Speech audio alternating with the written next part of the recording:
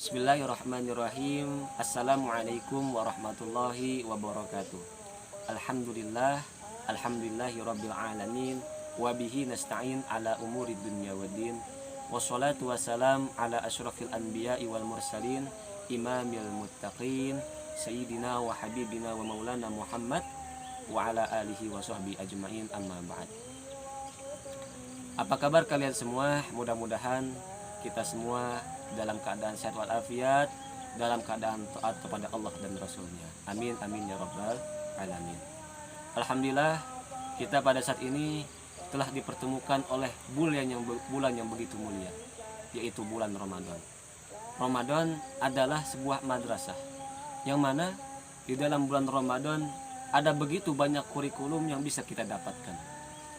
Di antara kurikulum Ramadan adalah kita diwajibkan, kita dianjurkan untuk berpuasa Ramadan.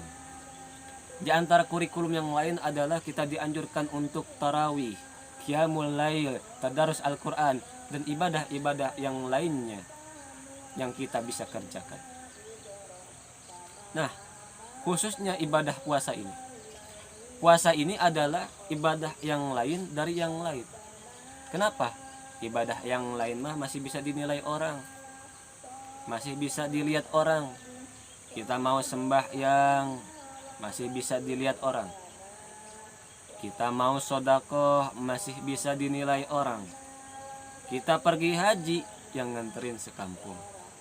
Tapi kalau ibadah puasa cuman kita dengan Allah yang tahu. Kadang teman kita ada nih yang suka nilai orang. Gua lihat tuh orang sholatnya khusyuk ya, lu tuh dari mana? Gua lihat sujudnya lama banget. Itu masih bisa dinilai orang. Kadang kita suka nilai orang. Gua lihat tetangga kita hajinya mabrur ya, lu tau dari mana? Kelihatan pulang haji ibadahnya tambah tekun. Itu masih bisa dinilai orang. Tapi nggak ada yang bisa nilai puasa. Kayaknya si Anu puasanya mantep ya, lu tau dari mana? Gue liatin beludah mulu. Biar ludahnya seember, belum tentu puasanya mantap, betul? Nah, saudara-saudara, puasa adalah ibadah yang lain dari yang lain. Maka Allah cuma mengatakan asyamuli wa ana ajzibih. Puasa untukku dan aku yang akan membalasnya. Tuh. Ibadah syariah, ibadah yang cuma kita dengan Allah yang tahu. Maka di dalam ilmu fikih kita diajarkan 4 syarat wajib puasa. Yang pertama Islam, yang kedua balik, yang ketiga mampu, yang keempat berakal.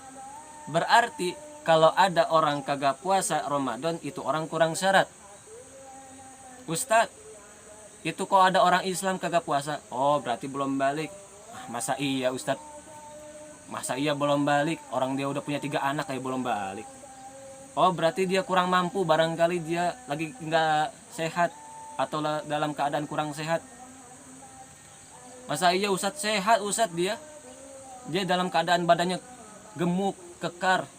Saya lihat dia masih bekerja. Oh berarti dia orang gila.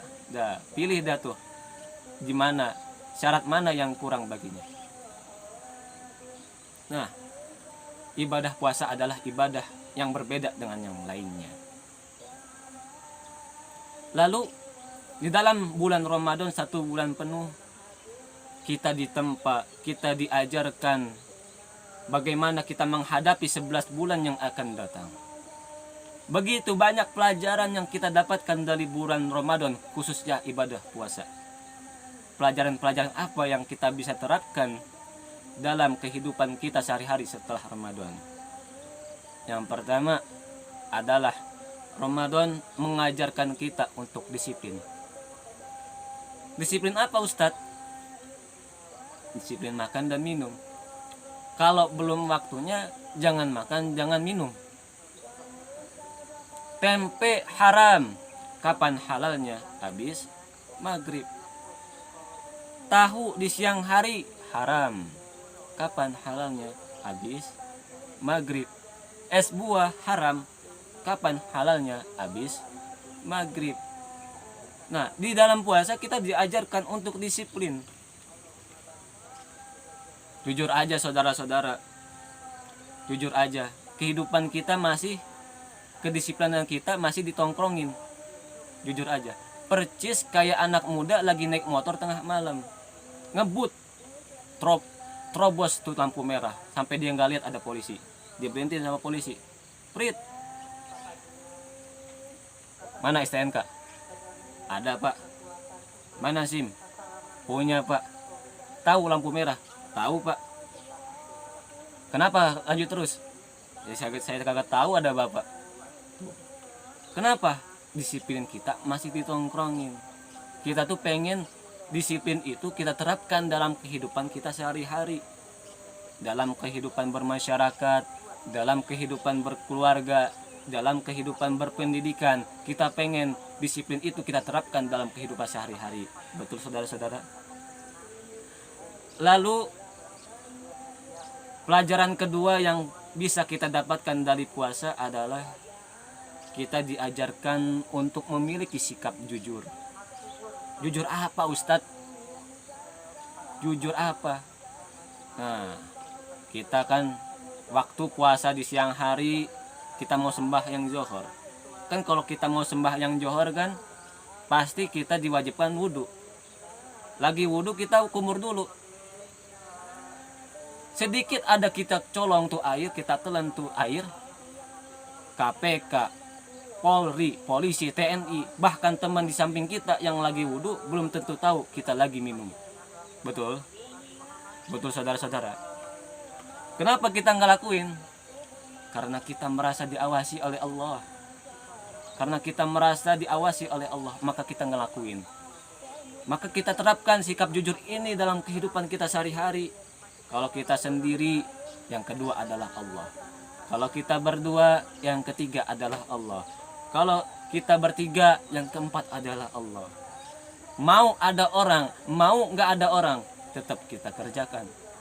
Mau ada orang, mau nggak ada orang, tetap kita lakukan. Kenapa? Karena kita merasa diawasi oleh Allah Subhanahu wa Ta'ala. Lalu yang ketiga, kita diajarkan apa? Dalam ibadah puasa, kita diajarkan untuk memiliki sikap peka sosial.